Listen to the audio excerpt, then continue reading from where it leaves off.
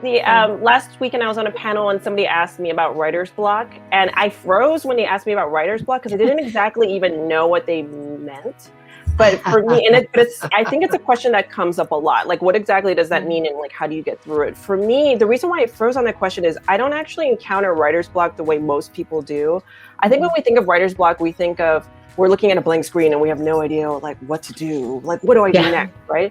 But for me, when every time I take the pressure off of myself, every time I encounter the blank screen and I don't know what to do, I actually pick very small tasks that I can work on. And I find that usually if I am fixated on this plot issue, character issue, these big theme issues, these overarching issues that I'm having, that puts a lot of pressure. So instead I will pick something that's almost like playing cards with my novel or just being supportive or spending time with my novel. Like I will say, you know what, I can't think of a solution to this, so I'm going to spend today on punctuation. I'm going to spend today looking at punctuation. I'm going to spend today looking at repetition within sentences. Like I literally will pick tasks that are like small, like minutia, like sort of breakdowns of manageable things that allow me to feel productive but don't solve the problem.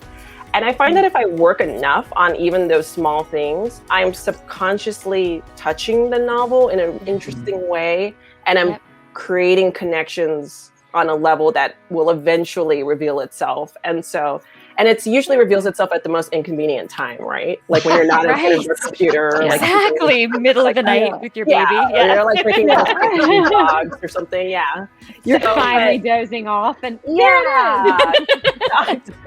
So I think it's really important to spend time with the manuscript, but it doesn't have to always have that much pressure. I think that's part of it,